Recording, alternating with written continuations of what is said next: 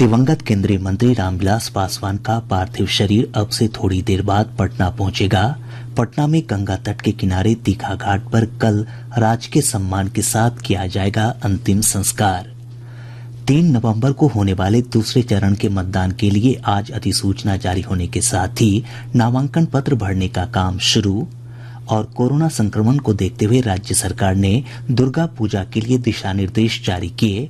इस बार मंदिर के बाहर सार्वजनिक स्थानों पर नहीं होगी प्रतिमाओं की स्थापना। बुलेटिन की शुरुआत से पहले ये संदेश।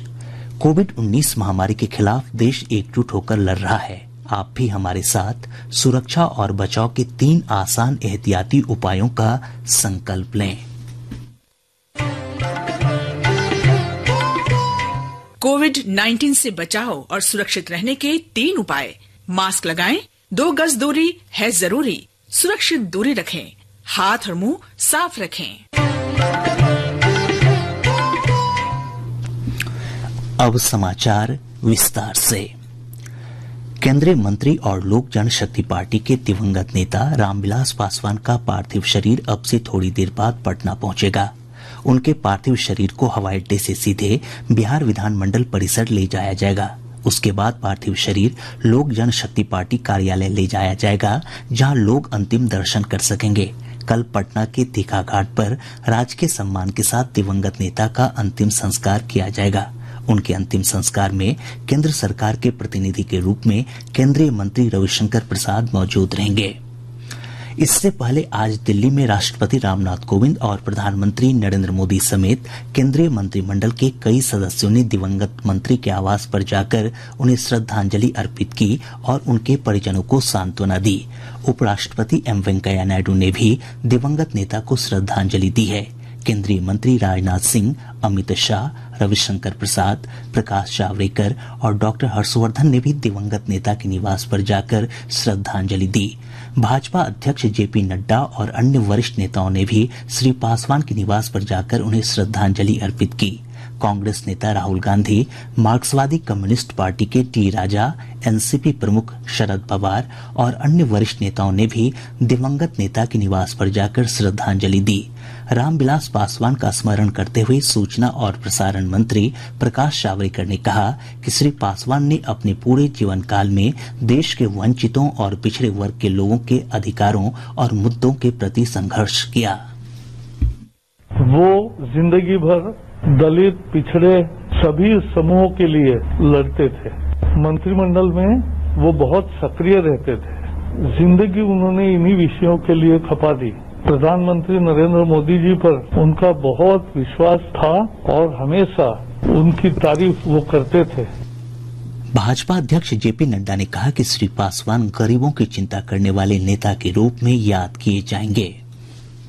विश्वविद्यालय में छात्रों से मिलने आया, एक फायर ब्रांड लीडर के रूप में हमने देखा था। गरीबों की चिंता करने वाले, समाज के अंतिम पायदान पर खड़े व्यक्ति की चिंता करने वाले, और साथ ही साथ वो किसी भी सरकार में मंत्री रहे, लेकिन सभी पार्टियों में बराबर की दोस्ती, सबको साथ लेकर के चलना, मृदुभाषी, सबके साथ सरल स्वभाव के साथ मिलना और समाज के प्रति अपनी कमिटमेंट, अपनी समर्पण के साथ उन्होंने जीवन जिया है।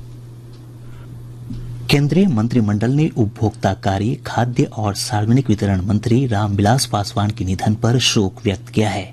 मंत्रिमंडल की बैठक के दौरान दिवंगत नेता की स्मृति में 2 मिनट का मौन रखा गया। बैठक में पारित प्रस्ताव में मंत्रिमंडल ने कहा कि श्री पासवान के निधन से राष्ट्र ने प्रमुख नेता, विशिष्ट सांसद और सक्षम प्रशासक खो दिया है। इधर दिवंगत नेता के सम्मान में आज राज्यों और केंद्र शासित प्रदेशों में राष्ट्रीय ध्वज झुका रहा। केंद्रीय मंत्री पीयूष गोयल को रामविलास पासवान के निधन के बाद उपभोक्ता मामले, खाद्य और सार्वजनिक वितरण मंत्रालय का अतिरिक्त प्रभार दिया गया है। राष्ट्रपति रामनाथ कोविंद ने श्री गोयल को उनके मौजूदा विभागों के अलावा इस मंत्रालय का प्रभार सौंपे जाने का आदेश जारी किया है।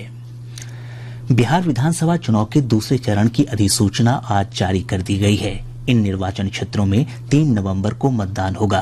बिहार के अपर मुख्य निर्वाचन अधिकारी बाला मुरुगन ने बताया कि 17 जिलों के 94 निर्वाचन क्षेत्रों में नामांकन दाखिल करने की प्रक्रिया शुरू हो गई है।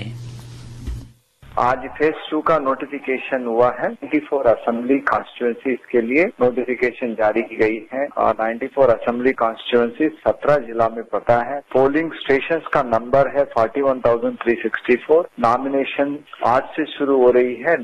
Last date of making nomination 16/10/2020 है, फ्राइडे है। डेट ऑफ स्क्रूटिनी 17 है। लास्ट डे ऑफ 19/10/2020 है। सेकेंड फेज का पोलिंग डेट है 3/11/2020।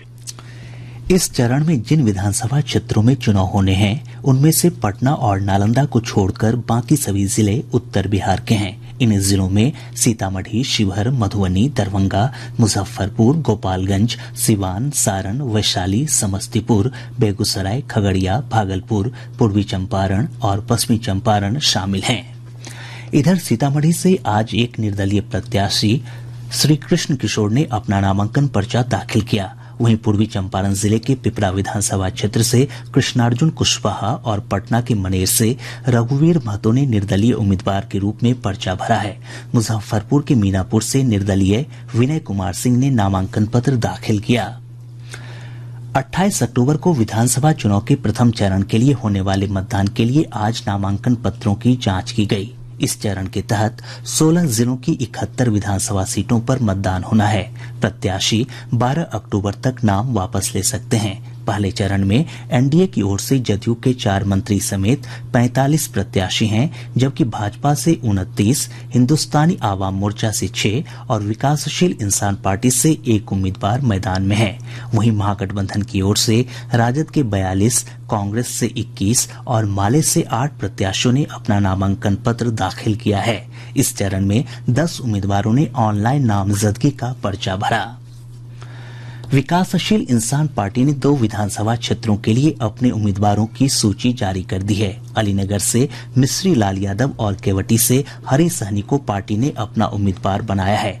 इधर शिवसेना और राष्ट्रवादी कांग्रेस पार्टी एनसीपी ने विधानसभा चुनाव में 50 सीटों पर अपने उम्मीदवार उतारने की घोषणा की है।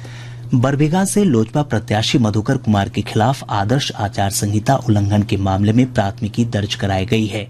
उन पर कोविड-19 के लिए निर्धारित प्रोटोकॉल का पालन नहीं करने का आरोप है।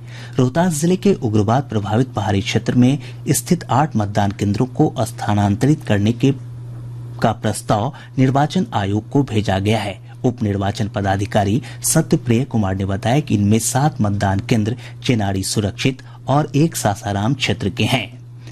अभी अभी खबर मिली है कि केंद्रीय मंत्री और लोक जनशक्ति पार्टी के दिवंगत नेता रामविलास पासवान का पार्थिव शरीर पटना हवाई अड्डा पहुंच गया है। हवाई अड्डे पर मुख्यमंत्री नीतीश कुमार, उप मुख्यमंत्री सुशील कुमार मोदी और नेता प्रतिपक्ष तेजस्वी प्रसाद यादव समेत कई गणमान्य लोगों ने उनके पार्थिव शरीर पर श्रद्धासुमन अर्पित किए। हमारे संवाददाता ने खबर दी है कि उनके पार्थिव शरीर को बिहार विधानमंडल परिसर लाया जा रहा है। शेष समाचार एक अंतराल के बाद।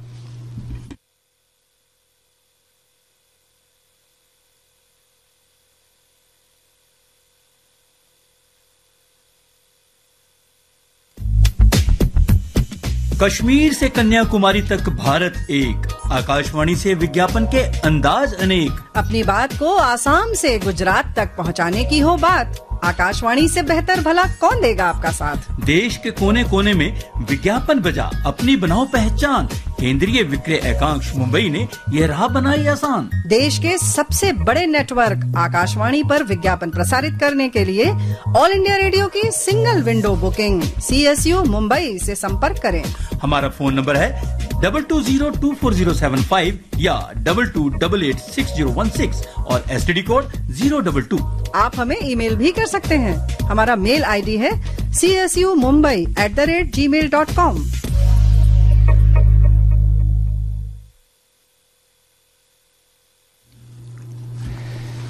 प्रादेशिक समाचार आप आकाशवाणी पटना से सुन रहे हैं। कोरोना संक्रमण के बढ़ते खतरे और विधानसभा चुनाव को देखते हुए राज्य सरकार ने दुर्गा पूजा के लिए नए दिशा निर्देश जारी किए हैं। गृह विभाग के अपर मुख्य सचिव आमिर सुबहानी ने कहा कि जिला प्रशासन की ओर से यह सुनिश्चित किया जाएगा कि पूजा संबंधी किसी भी कार्यक्रम से चुनाव आचार संहिता और निर्वाचन आयोग के किसी निर्देश का उल्लंघन न हो। जारी निर्देश में कहा गया है कि इस बार नवरात्र में कहीं भी पंडाल और मंदिर से बाहर प्रतिमा स्थापित नहीं होगी। मंदिर में पूजा पंडाल और मंडप का निर्माण किसी विशेष विषय पर नहीं किया जाएगा। सार्वजनिक उद्घोषणा प्रणाली, मेला, खाद्य पदार्थ के स्टॉल, सामुदायिक भोज, प्रसाद वितरण और सार्वजनिक आयोजन प्रतिबंधित रहेंगे। रावण दहन, गरबा, डांडिया और रामलीला जैसे कार्यक्रम सार्वजनिक स्थान पर नहीं किए जा सकेंगे। मेले का आयोजन भी नहीं होगा। वहीं विसर्जन जुलूस की भी अनुमति नहीं दी गई है। पूजा आयोजकों को कोविड के संक्रमण को देखते हुए सैनिटाइजर की व्यवस्था और सुरक्षित दूरी के नियमों का पालन सुनिश्चित करवाना होगा। साथ ही मास्क पहनना अनिवार्य किया गया है। प्रदेश में अब तक 1,81,781 कोविड रोगी स्वस्थ हो चुके हैं। स्वस्थ होने की दर 93.79% है। स्वास्थ्य विभाग ने बताया कि एक दिन में 1,424 रोगियों को उपचार के बाद छुट्टी दी गई। वहीं इसी अवधि में 5 मरीजों की मौत के साथ ही कोरोना के कारण जान गंवाने वालों की संख्या बढ़कर 934 हो गई है। इधर देश में कोविड-19 से स्वस्थ होने की दर 85.52% हो गई है। पिछले 24 घंटों के दौरान लगभग 78,000 लोगों को स्वस्थ होने के बाद छुट्टी दी गई। अब तक 59 लाख से अधिक लोग स्वस्थ हो चुके हैं। वहीं इसी अवधि में 964 मरीजों की मौत के साथ ही कोरोना से मरने वालों का आंकड़ा बढ़कर 1,06,490 हो गया है। अखिल भारतीय आयुर्विज्ञान संस्थान नई दिल्ली के निदेशक डॉक्टर रणदीप गुलेरिया ने कहा है कि कोरोना वायरस से बचने के लिए प्रधानमंत्री नरेंद्र मोदी के बताए गए 3 उपाय आने वाले त्योहारी और बदलते मौसम में काफी महत्वपूर्ण हैं।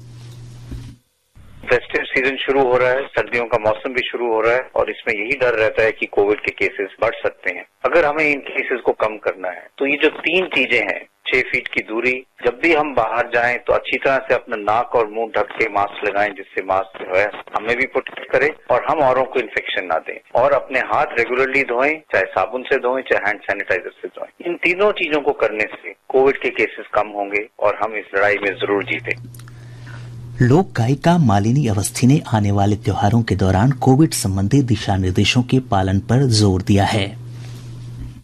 नमस्कार साथियों, मैं हूँ मालिनी अवस्थी। त्योहार आने वाले हैं, हम सबके घर परिवार, समाज, देश की रौनकें आने वाली हैं। इस उत्सव के मौके पर हमें कोविड से और भी ज्यादा सावधान रहने की जरूरत है। आइए कोरोना से लड़ने के लिए एकजुट हों। 3 बातों का हमेशा ध्यान रखें। एक तो मास्क जरूर पहनें, हाथ साफ करते रहें, सोशल डिस्टेंसिंग का पालन करें और 2 गज की दूरी बनाए रखें। So unite to fight corona.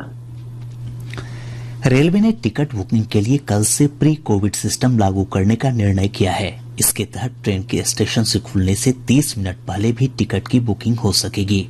Railway के आधिकारिक सूत्रों ने बताया कि ऑनलाइन के साथ साथ टिकटों की बुकिंग काउंटरों से भी होगी। कोरोना महामारी को देखते हुए इस समय सिर्फ स्पेशल ट्रेनें ही चलाई जा रही हैं। इधर त्योहारों के मद्देनजर रेलवे ने 39 जोड़ी नई स्पेशल ट्रेन चलाने की घोषणा की है। ये ट्रेनें 15 अक्टूबर से 30 नवम्बर के बीच चलेंगी। चारा घोटाले के सजा याफ्ता राजद अध्यक्ष लालू प्रसाद को झारखंड उच्च न्यायालय ने चाईबासा कोषागार से अवैध निकासी के मामले में जमानत दे दी है। इस मामले में आधी सजा पूरी कर लेने के आधार पर उन्हें न्यायालय ने जमानत दी है। हालांकि लालू प्रसाद अभी जेल से बाहर नहीं आ सकेंगे, क्योंकि उन्हें इसके लिए दुमका कोषागार से अवैध निकासी के मामले में भी जमानत लेनी होगी। समस्तीपुर जिले के ताजपुर थाना क्षेत्र अंतर्गत रामापुर महेशपुर गांव के पास आज शाम अपराधियों ने एक बैंक के ग्राहक सेवा केंद्र संचालक की गोली मारकर हत्या कर दी और 2,30,000 रुपए लूट लिए।